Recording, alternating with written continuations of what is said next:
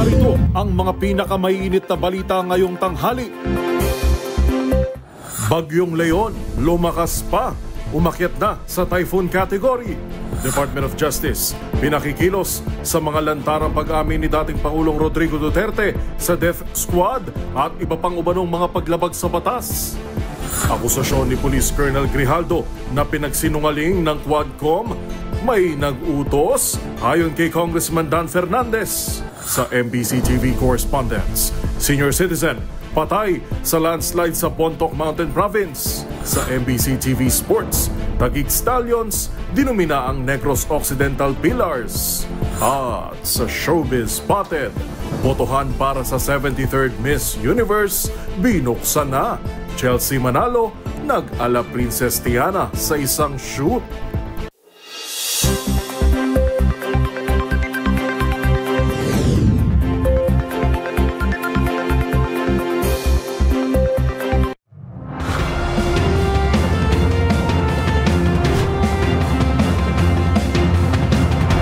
Bawat balita, makabuluhan.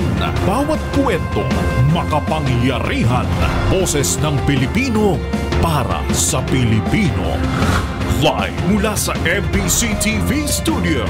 MBC TV Network News.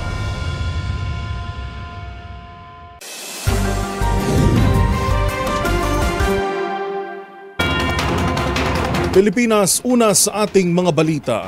Hindi pa nakakaahon ang ating mga kababayan sa pananalasa ng Bagyong Christine ay naitala naman ang patuloy na paglakas ng Bagyong Leon na kasalukuyang nananalanta o nananalasa sa Hilagang Luzon.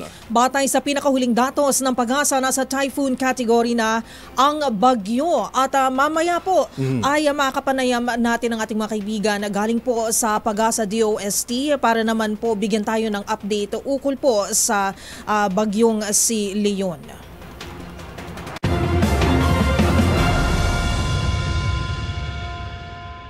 Sumampa na sa 125 ang bilang ng mga napaulat na nasawi dahil sa Bagyong Christine. Sa huling tala ng National Disaster Risk Reduction and Management Council, 14 sa mga ito ang validated na, habang 28 individual ang nawawala pa rin hanggang sa ngayon.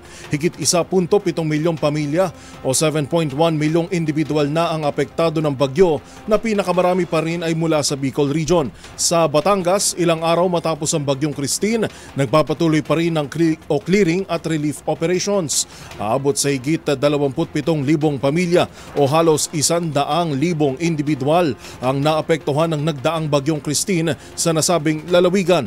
Samantala sa lalawigan naman po ng Albay, ipinag-utos ng NDRRMC at DILG ang mandatory evacuation dahil sa inaasahang malalakas na ulang dala ng Bagyong Leon. Pinaghahanda na rin ng ang PNP, katuwang ang Bureau of Fire Protection at iba pang emergency services na umalalay sa mga LGU sa evacuation efforts.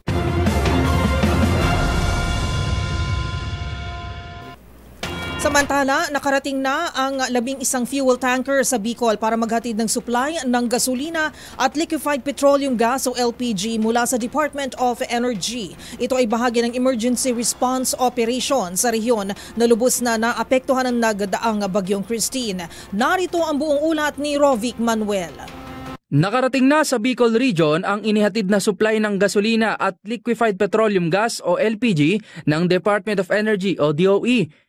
Ito raw ay bilang bahagi ng kanilang response operation sa rehiyon na lubos na naapektuhan ng nagdaang Bagyong Christine.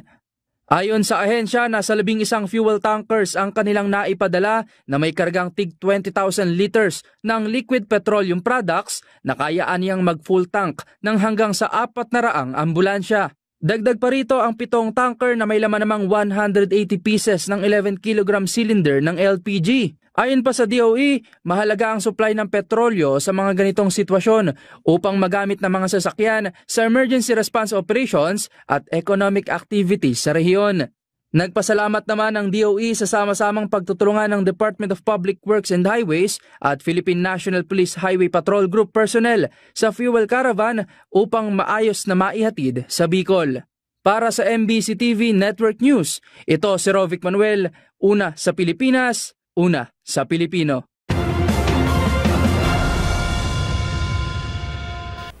Sa iba pang balita, pinakakasuhan naman ni Senator Risa Ontiveros sa Department of Justice o DOJ si dating Pangulong Rodrigo Duterte at kanyang inamin na death squad. Ito'y dahil sa lantaran nitong pag-amin sa pagkakasangkot sa mga krimen kaugnay ng kampanya laban sa iligal na droga na inilunsad sa ilalim ng kanyang administrasyon. Ang buong detalye iuulat ni Lakay Raymond Dadpaas. Umaasa si Senador Risa Ontiveros na kumilos ng Department of Justice at kasuhan si dating Pangulong Rodrigo Duterte dahil sa mga lantarang pag-amin ng mga kasalanan, lalo ng mga kaso ng patayan na may kaugnayan sa war on drugs. Kasunod ito ng isinagawang pagdinig ng Senate Blue Ribbon Subcommittee na pinamumunuan ni Senador Aquilino Coco Pimentel III. Ayon kay Ontiveros, mismo ang dating Pangulong umamin sa pagkakasangkot sa mga krimen matapos akuin ang responsibilidad sa tagumpay at kapalpakan ng ikinasa nilang war on drugs. Kasama ng pag-amin na totoo ang mga usap-usapan na meron itong sariling Davao Death Squad. Ngunit hindi ito mga opisyal o tauhan ng PNP kundi mga gangsters sa Davao. Hindi umano kailangan bigyan ng reward ang mga ito dahil karamihan ay galing sa mga may kayang pamilya. I hope and I imagine that the Department of Justice is watching dahil ang daming admissions ng dating presidente involving criminal acts. Salamat kaayo, kasaysayan na lang po maghuhusga. Salamat kaayo, Mr. Chair. Thank you, Senator Mr. Chair. Yes, go ahead, Mr. President. Nagtataka ako hanggang ngayon ang Justice Department hindi pa nag-file ng kaso hanggang ngayon. Katagal lang. Batagal ako pumapatay ng tao hanggang ngayon hindi pa sila nakapile ng kaso? Mr. Chair, another addition to the list that's growing by the minute. Una nito ay solong inako ng dating Pangulo ang responsibilidad sa war on drugs at huwag nang idamay pa ang mga pulis. Aminado ito na maaring may mga nangyaring krimen sa implementasyon nito, ngunit wala umano siyang dapat ihingi ng paumanhin. Talagang niyayari ko. Pero wag mo naman mga pulis kawawa naman. Ha? Meron akong death squad. Pero hindi yung mga pulis. Sila rin yung mga gangster. Yung isang Mr. gangster, utusan ko. Patayin mo yan, kaya kung hindi mo patayin yan, patayin kita ngayon. Para sa MBC TV Network News, ito si Raymond Dadpaas. Una sa Pilipinas, una sa Pilipino.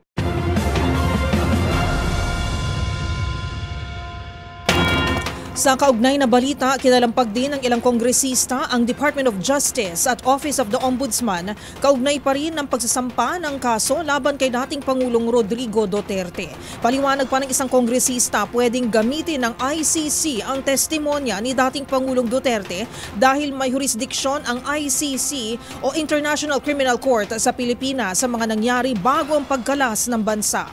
Ang buong detalye sa ulat ni Milky Rigunan. Dapat pag-aralan na ng Department of Justice at ng Office of the Ombudsman ang pagsasampa ng kaso laban kay dating Pangulong Rodrigo Duterte. Ito ay giniit ni Manila Representative Bienvenido Abante Jr., Chairman ng House Committee on Human Rights at Co-Chair ng Quad Committee matapos akuin ni dating Pangulong Duterte ang buong responsibilidad sa mga pagpatay sa ipinatupad na war on drugs ng kanyang administrasyon. Ayon kay Abante, ipinagbabawal ng batas ng Pilipinas ang pagpatay at extrajudicial killings at wala na umanong aasahan si Duterte na proteksyon laban sa investigasyon at prosecution. Sabi ni Abante, pwedeng gamitin ng ICC ang testimonya ni Duterte na kahit kumalas ang Pilipinas sa Rome Statute noong 2019. Paliwanag ni Abante, may jurisdiksyon ng ICC sa Pilipinas sa mga nangyari bago ang pagkalas ng bansa. Samantala, sinabi naman ni Santa Rosa Representative Dan Fernandez na lies in the highest level ang alegasyon laban sa kanya ni Police Colonel Hector Grijaldo. Sa alegasyon ni Grijaldo sa Senate hearing, pinilit lamang umano siya para i-corroborate ang affidavit ni retired Police Colonel Royina Garma tungkol sa reward system kaugnay ng kampanya laban sa war on drugs. Para sa MBC TV Network News, ako si Milk Regunan, una sa Pilipinas, una sa Pilipino.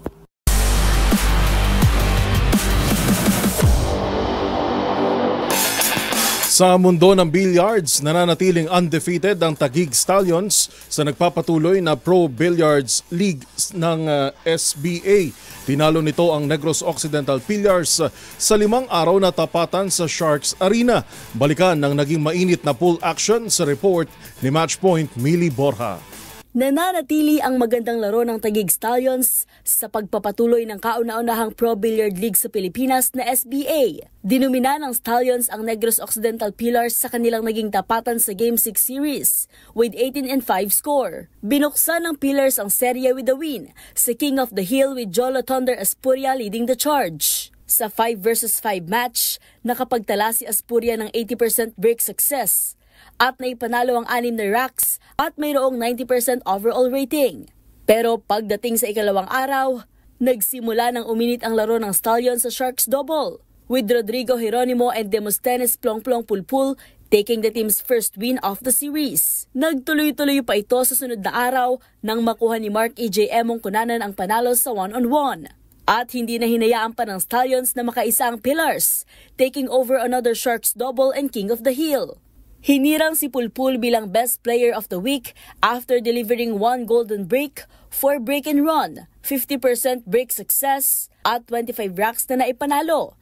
Para sa mga interesadong matunghayan live ang naturang intense pool action, libre itong mapapanood mula Lunes hanggang Biyernes alas 8 ng gabi sa Sharks Arena and Sports Bar sa Tomas Morato sa Quezon City. Para sa MBC TV Network News, ito si Millie Borja, una sa Pilipinas, una sa Pilipino.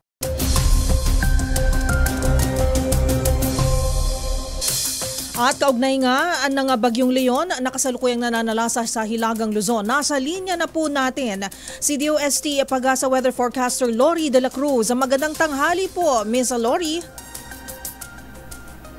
Hello? Lori De La Cruz ng DOST Pag-asa.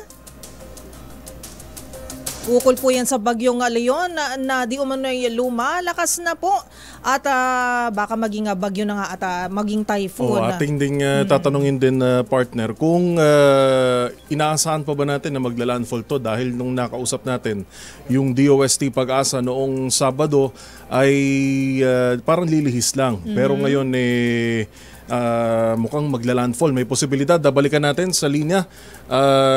Nasa linya pa ba natin si Miss Lori De La Cruz ng DOST Pag-asa? Miss Lori? Miss Lori? Yes po, good afternoon, sir. Yes, ma'am. Go ahead po. Po, si Bagyong Leon, hindi po ito nakita sa layong 555 kilometers silangan ng Tuguegarao City, Cagayan. Taglay ang lakas ng hangin ng 130 kilometers per hour near the center. So, nasa typhoon category na ito dahil lumakas pa po ito. At ngayon ang kanyang sentro nasa dagat pa ho, pero as early as now, nakataas ng signal number 2 sa Batanes, Babuyan Islands, eastern portion ng mainland Cagayan, northeastern portion ng Isabela, habang signal number 1 naman sa natitirang bahagi pa ng mainland Cagayan, rest of Isabela, Quirino, Nueva Vizcaya, Apayao, Kalinga, Abra, Mountain Province, Ifugao, Benguet, Ilocos Norte, Ilocos Sur, La Union, Aurora, northern portion ng Quezon including Polillo Islands, Camarines Norte and eastern portion ng Camarines Sur, Catanduanes, eastern portion of Albay, northeastern portion ng Sorsogon. At sa mga nabanggit nating lugar, we're really advising na as early as now, as much as possible, ay prepared na po sila na sa evacuation areas na po yung mga kailangan mag-evacuate at wala pong residents sa coastal areas dahil mataas po ang banta ng storm surge ditong Bagyong Leon, lalong-lalo na doon sa lalapitan ng mismong sentro such as yung Batanes, Babuyan Islands, and some parts ng Cagayan Province. So, yung mga nabagay nating lugar, signal number 2, pwede po yung tumaas into signal number 3 or 4 sa mga susunod na oras at araw. Kaya mag-monitor pa rin tayo sa updates ng Pag-asa dahil habang papalapit itong bagyo, mas tataas ho yung banta or hazards na pwedeng maranasan nila. Yes, Miss Lori, maraming salamat sa update. Ito nga nagdaang super typhoon na si Christine, nagbuhos ito, nagbagsak ito ng napakaraming ulan, tubig ulan, torrential rain showers nga, pagdidescribe ng Pag-asa dito, no, Miss Lori. Itong si Bagyong Leon, tayo ba ay umaasa na magiging kaparehas o mas malakas? Ano ba ang dapat nating asahan, Miss Lori? Well, ito po kasi typhoon category. Ito, ibig sabihin, in terms of wind, mas malakas, definitely mas malakas po si Typhoon Leon. Pagdating naman sa ulan, magkaiba po kasi sila ng structure ni Christine. Si Christine po, nung time na nalasa siya sa ating bansa, medyo buhaghag yung kanyang rain bands. Ibig sabihin, medyo malawak yung distribution ng mga pag-ulan. So, ibig sabihin, kahit yung sentro na sa dagat, umaabot hanggang Visayas yung mga pag-ulan niya. Ang kaiba naman nitong si Leon, medyo compact siya, medyo mas malapit sa sentro yung kanyang mga matitinding pag-ulan. So, ang talagang maapektuhan nito at makakaranas ng matitinding pag-ulan, yung yung dadaanan mismo halos ng rain bands, such as Northern Luzon area, and some parts of Central Luzon. At kailan naman natin aasahan? Is it possible magla-landfall ba siya, Miss Lori? And ano ba ang magiging track nito sa mga susunod na araw? Katulad ngayon, Martes pa lang. Sa mga susunod na araw, ano bang ating aasahan, Miss Lori? Hindi natin inalis ang chance ang mag-landfall ito kasi sa initial analysis, mukhang close approach yung kanyang sentro. Pero sa totoo lang po, whether mag-landfall ito sa Batanes or Babuyan Islands or mag-close approach, halos wala na pong difference. Kasi kahit mag-close approach lang yung sentro niya, yung eye wall nito tatama na rin sa mga isla doon. So makakaranas po sila ng malalakas na talaga na mga pag-ulan, malalakas na pag-ulan at lalong-lalo na ng hangin. Finally, Miss Lori, kailan ba natin maaasahan ang paglabas ng Bagyong Leon sa ating Philippine Area of Responsibility? Possible po by Friday morning. Alright. Tagal pa. Tagal pa. Ingat-ingat sa ating yes, po. Maraming salamat po, Miss Lori de la Cruz, ng DOST Pag-asa. Thank you, ma'am.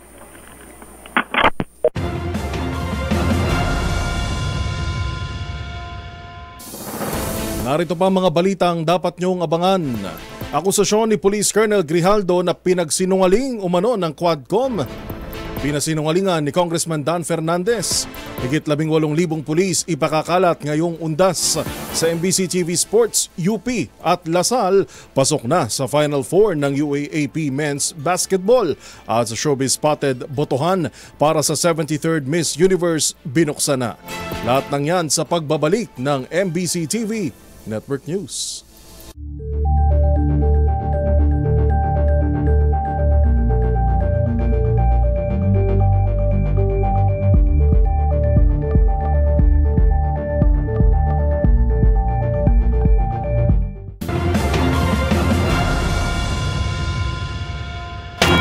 Pinasinungalingan ni Santa Rosa City Representative at Quadcom Co-Chair Representative Dan Fernandez ang akusasyon ni Police Colonel Hector Grijaldo sa pagdinig ng Senado kahapon sa issue ng war on drugs. Ayon sa kongresista, hindi niya ito inutusang kumpirmahin na totoo ang reward system sa loob ng Philippine National Police. Ang buong detalye sa ulat ni Kyle Bulyas.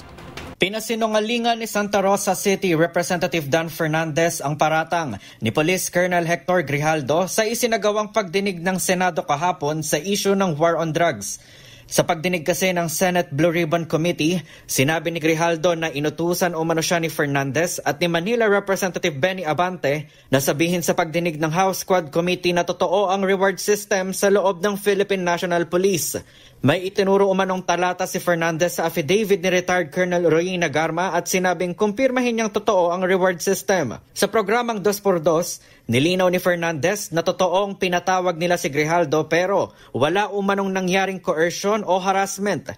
Totoo rin anyang may itinuro siyang talata pero tinanong lamang umano nito kung may nalalaman ba si Grijaldo sa reward system kung saan sinabi nitong wala siyang nalalaman. Bukod dito, kaya lang umano nila ipinatawag si Grijaldo ay dahil si Garma mismo ang lumapit kina Fernandez at sinabing siya ang makapagbibigay ng suporta sa kanyang statement. So, nung sinasabi niyang walang ganon, so sabi ko, sige, okay, papas na ako. Tapos si Chairman Abante, lumabas na rin. So, it is not our policy and I think it will be so offending sa ibang chairman of the Quadcom na gawin namin yung inaakusa sa amin na ikino-coerce namin siya, tinatreat namin siya just to sign an affidavit which in my belief na hindi naman siya ganon ka-importante doon sa hearing namin. Ayon kay Fernandez, hindi naman maituturing na importanteng witness si Grijaldo sa Quadcom, gayong naroon lamang siya dahil sa isyu ng pamamaslang sa dating opisyal ng PCSO na si Wesley Barayuga. Si Grijaldo kasi ang nakaupo noong Chief of Police ng Mandaluyong City kung saan nangyari ang assassination. Samantala, naniniwala naman si Fernandez na may nag-utos lamang kay Grijaldo na sabihin ito sa Senate hearing para i-discredit ang ginagawang investigasyon ng Quadcom. Para sa MBC TV Network News, ito si Kyle Bulyas, una sa Pilipinas, una sa Pilipino.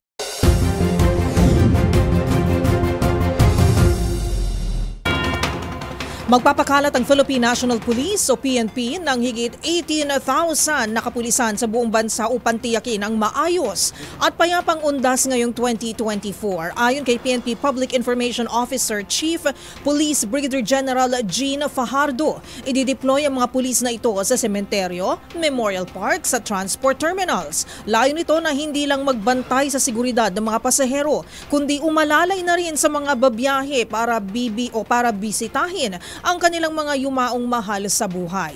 Nilinaw naman ni Fajardo na nasa kamay na ng mga regional directors kung dapat na itaas ang alert level sa isang lugar upang mapanatili ang kaayusan sa kanilang nasasakupan.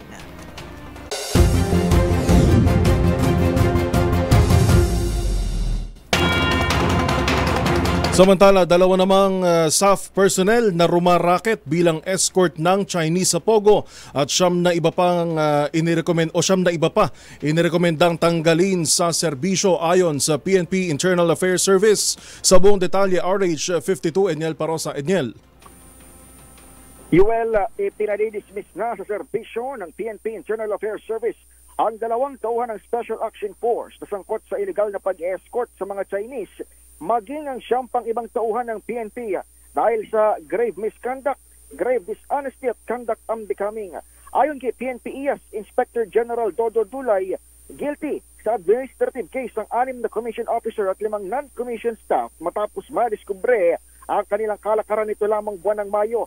Matatandaan una nating inarasto ang dalawang staff personnel nang magsuntukan sa Ayala, Alabang. Dito natuklasang nakadestino pala sila sa Zamboanga City, pero ilan sa kanilang superior ang may basbas sa kanila para umescort ang mga ito sa Chinese na konektado umano sa illegal na pogo. Kasama naman sa mga inirekomenda ng PNP IAS para tanggalin sa serbisyo ang naturang mga kasabwat na may posisyong platoon leaders hanggang sa battalion commander. Sa pinakahuling update mula sa Campo Crame ay nasa restrictive custody ang dalawang staff personnel sa kanilang headquarters dito sa bahagi ng lalawigan ng Laguna. Ito si Edniel Parosa, nag-uulat para sa DZRH. Una sa Pilipinas, una sa Pilipino. Maraming salamat, Edniel Parosa.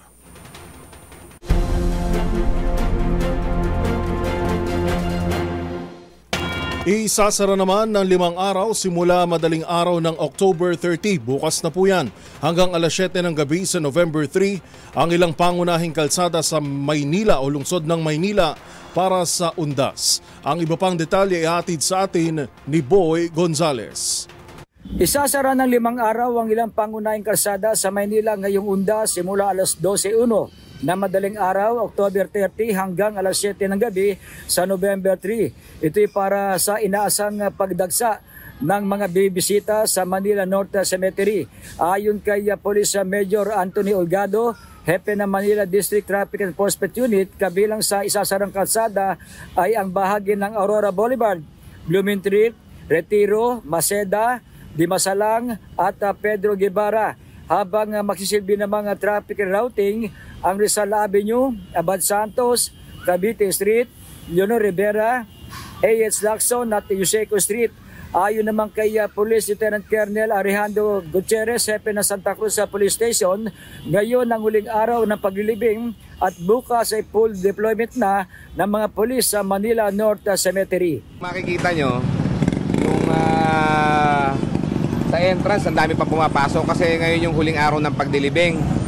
Tapos meron pang mga vendors ng bulaklak dito.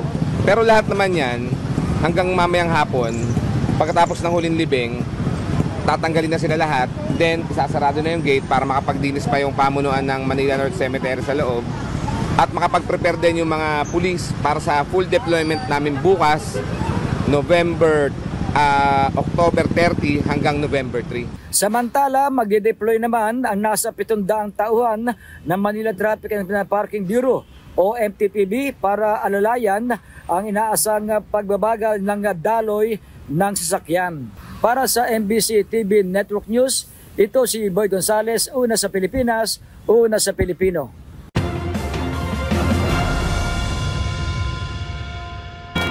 Samantala, naglabas naman ng anunsyo ang Maynila, the Water Services Incorporated, sa mga siniserbisyohan nito na magkakaroon ng water interruption sa Southern Metro Manila at Cavite sa darating na undas. Bunsod ito ng repair at maintenance activities na isinasagawa ng water concessionaire. Ang iba pang detalye sa ulat ni Jackie Resho. Abiso sa mga sineserbisyohan ng Maynilad, magkakaroon ng water interruption sa Southern Metro Manila at Cavite sa darating na undas. Sa anunsyo ng water concessionaire, ito'y dahil sa isasagawa nilang repair at maintenance activities na magdudulot ng temporary shut sa kanilang putatan at poblasyon water treatment plants sa Muntinlupa City simula alas 12 ng hating gabi ng November 1 hanggang alas 12 ng tanghali ng November 2. Ang maintenance ay para matiyak ang patuloy na maayos at maaasahang serbisyo ng kumpanya. Dahil dito, samantalang mawawalan ng supply ng tubig ang ilang bahagi ng Bacoor, Imus, Parañaque, Pasay, Muntinlupa at Las Piñas City sa mga nasabing araw at oras. Kaya naman payo ng Maynilad sa mga apektadong customer na mag-imbak na ng tubig bilang paghahanda sa nakatakdang water interruption. Pero nakahanda rin ng mobile at stationary water tanks ng naturang kumpanya para makapagpadala ng tubig sa mga lugar na mangangailangan. Para sa buong detalye at listahan ng mismong mga lugar na apektado ng water interruption, bisitahin lamang ang Facebook page ng Maynilad. Para sa MBC TV Network News, ito si Jackie Resho para sa DZRH. Una sa Pilipinas, una sa Pilipino.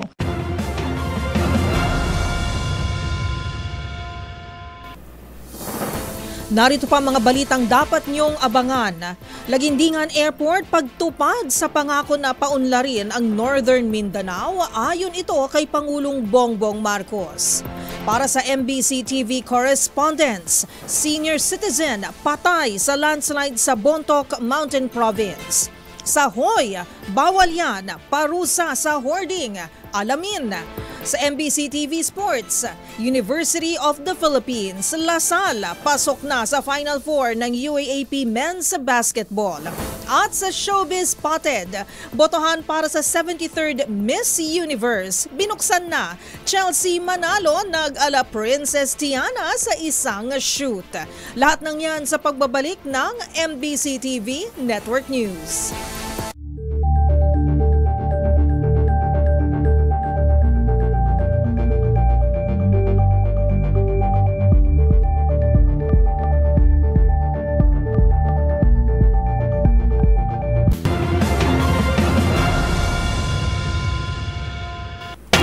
Sinaksihan naman ni Pangulong Bongbong Marcos ang paglagda sa Lagindingan International Airport Public-Private Partnership o PPP Project Concession Agreement.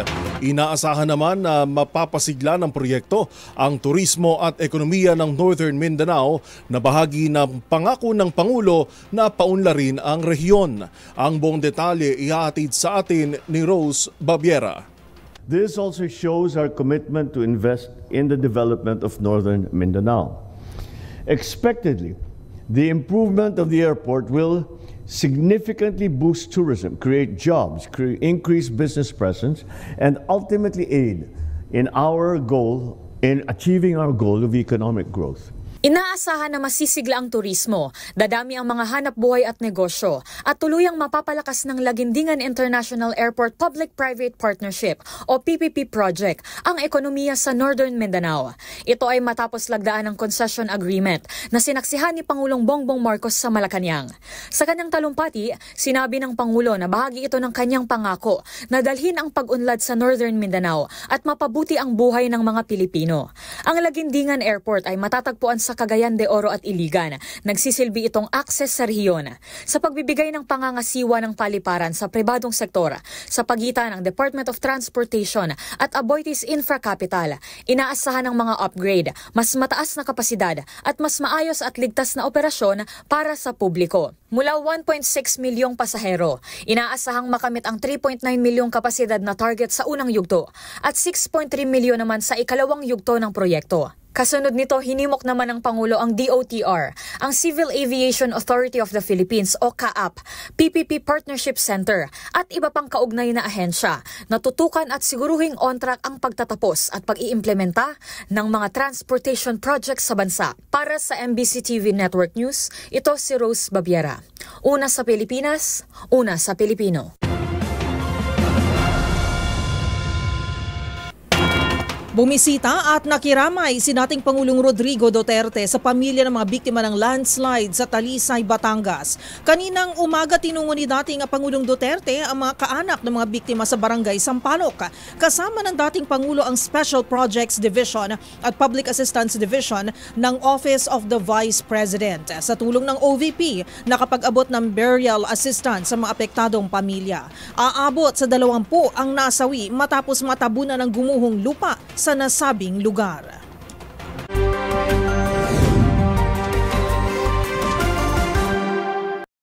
Isang senior citizen naman ang nasawi matapos maguhuan ng lupa o dahil sa landslide sa Bontoc Mountain Province. Yan at ang iba pang mga rumarapidong balita mula sa probinsya, hatid ng iba't ibang istasyon sa ilalim ng MBC Media Group.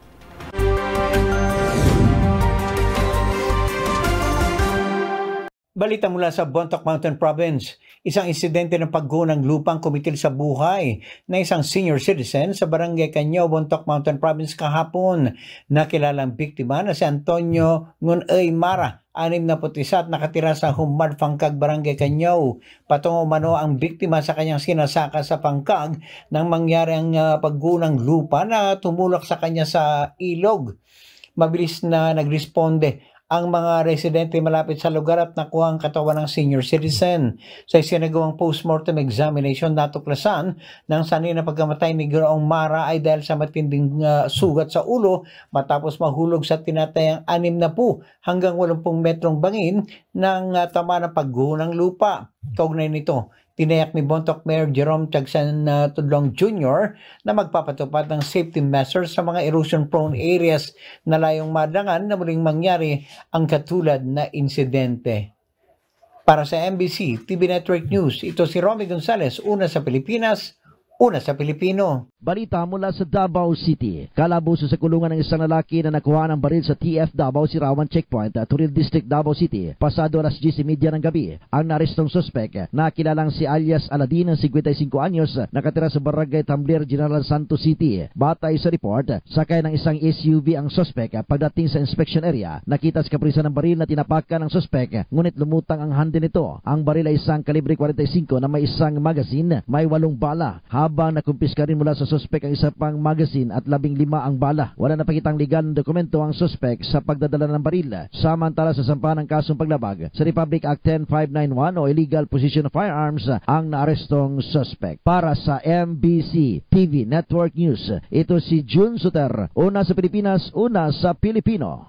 Kalabusong 2 lalaki na humablot sa slingbag ng biktima na si Joban Paran, 55 anyos, tricycle driver, residente ng Barangay Poblacion Norte, Santa Barbara. Sa ulat ni OIC Chief of Police Lieutenant Colonel Michael Datuin, naganap ang pangyayari sa poblasyon kung saan ay nagbenta ng kambing ang biktima sa halagang 15,000 piso at nang papasakay ito sa kanyang tricycle, biglang sumulpot ang mga suspek na sakay ng motorsiklo at hinablot ang kanyang bag. Saka tumakas. Tiyempo namang duman ng 2 pulis na nagpapatrolya at humingi ng tulong ang biktima. Na agad ay hinabol ang mga suspek at nang masukol, nabawi sa mga ito ang bag ni Montemayor at nakumpiska sa kanila ang tag-isang kaliber 38 na baril na walang kaukulang papeles.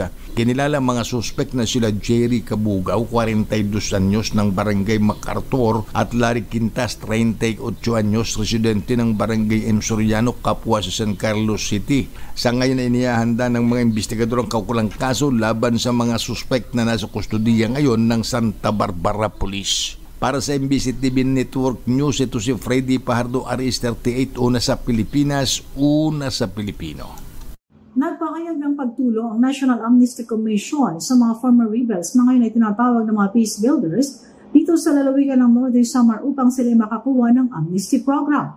Sa report mula sa provincial government ng Northern Samar, nagpahayag mismo ang National Amnesty Commission sa amnesty application sa nasabing mga peace builders sa lalawigan. Nagkaroon ng talakayan sa nasabing mga IFR, kasama dito ang mga kasundaluhan kung saan nagpaabot ang katanungan ng nasabing mga IFR sa amnesty process. Sinabi naman ni Attorney Maria Victoria Carduna, consultant ng nasabing opisina na makikipag-ugnayan ang kanilang opisina sa provincial government para sa nasabing amnesty application process. Nakatakdang bumalik ang nasabing grupo sa lalawigan upang iproseso ay discuss kung paano ang pag-apply at ang mga kinakailangan nito. Siniguro naman na nasabing opisina na magiging maayos ang proseso na masiguro na tamang tao ang mabibigyan nitong amnesty program. Sakop nito ang mga former members ng political groups kasama ang CPP, NPA, NDF.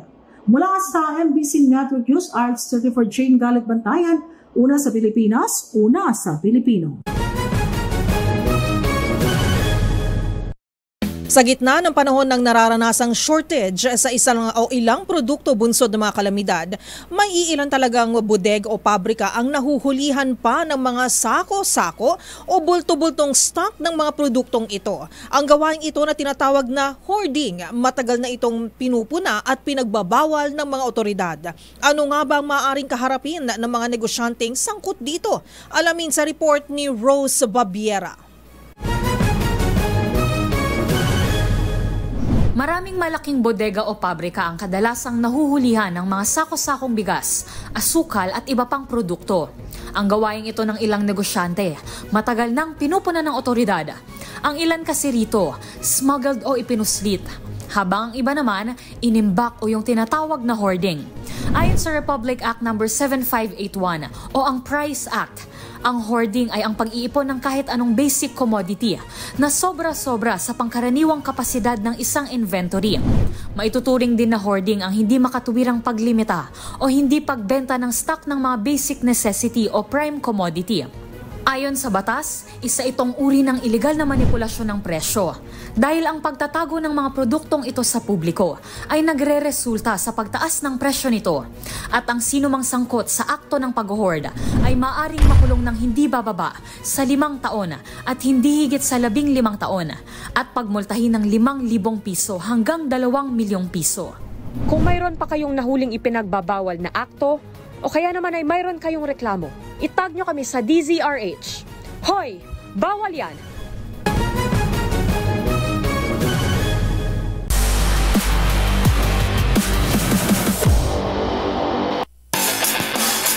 Sa mundo ng basketball, Final Four secured na ang kupunan ng University of the Philippines at De La Salle University sa UAAP Season 87 Men's Basketball.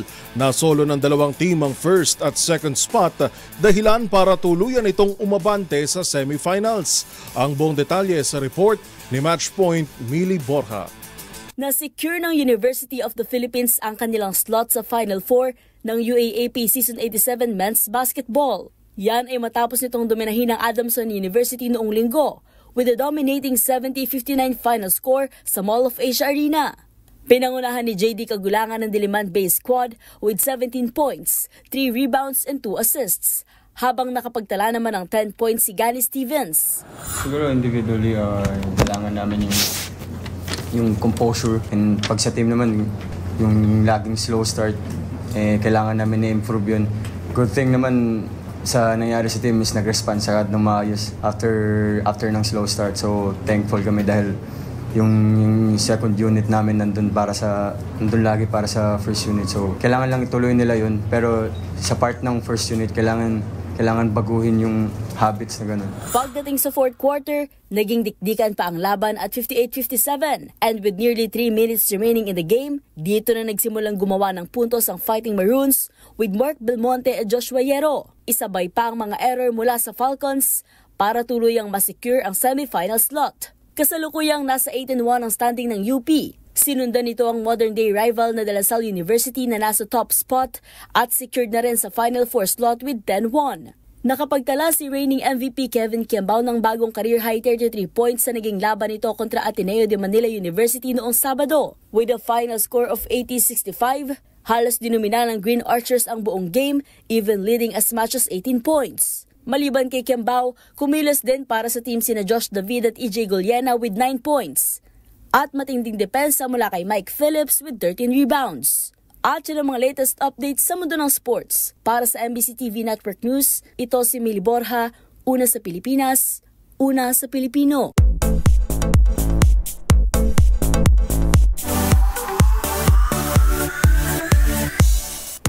Ilang linggo bago ang coronation night ng 73rd Miss Universe, binuksan na ang botohan para sa napupusoang kandidata sa prestihiyosong pageant. Ang pambato ng Pilipinas na si Chelsea Manalo, maaari nang iboto sa Miss U app at sa kanyang Voice for Change campaign. Ang iba pang detalye tutukan sa Showbiz Report na ito. Opisyal nang binuksan ang botohan para sa ika-73 edisyon ng Miss Universe. Ang pambato ng Pilipinas na si Chelsea Manalo maaari nang iboto sa pamamagitan ng Miss U app. Oras na manguna, automatic na itong pasok sa top 30 ng prestihiyosong pageant. Kasabay naman ang hiling na suporta mula sa mga kababayan, nagpawaw ang 25-year-old Bulakenyo beauty ng mag-ala Princess Tiana ng Disney film The Princess and the Frog. Bukod sa botohan para makasecure ng spot sa semi-finals, pwede na rin iboto si Chelsea sa Voice for Change campaign ng Miss U. Ang advokasya nito nakasentro sa kapakanan ng mga anak ng itinuturing na makabagong bayani o overseas Filipino workers. Sa ngayon, nagsasanay sa Los Angeles si Chelsea Manalo bago lumipad pa Mexico kung saan gaganapin ang pageant. Bitbitang hangaring maiuwi ang sanay ika-5 Miss U crown ng bansa. Sa November 14, kasado na ang preliminary competition habang sa November 16 naman, makikilala kung sino ang kokoronahan bilang bagong Miss Universe.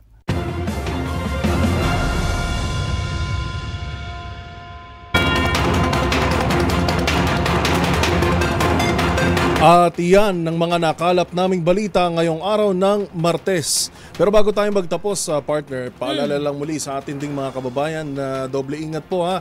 May nagbabadya na naman hong malakas na bagyo at ang sabi sa atin kanina ng DOST Pag-asa partner ay hindi na inaalis yung posibilidad na mag-landfall ito. Yes, so syempre alam naman natin na marami sa ating mga kababayan ang babiyahe. Ayan, dahil nga sa nalalapit na undas at nabanggit nga ni Ms. Lori ng DOST Pag-asa kanina sa ating panayam na maaari itong maaari mag-landfall. It's a possibility, of course. And then also, in-expect din na lalabas ito ng Philippine Area of Responsibility bago or by the weekend, which is kasabay nga po ng undas. So, konting ingat po at paghahanda, dapat planuhin ng mabuti ang ating mga lakad at syempre, kailangan po ay pag-iingat ang ating prioridad lagi.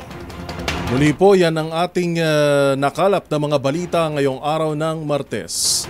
Meron na lamang po tayong 57 araw bago ang Pasko. Ito po si Yuel Reyes. At ako naman po si Karen Oyong. Magkita-kita tayong muli bukas araw ng Miyerkules para sa mga balitang makabuluhan, mga kwentong makapangyarihan. Hatid ang boses ng Pilipino para sa Pilipino. Ito ang MBC TV Network News. Una sa Pilipinas, una sa Pilipino.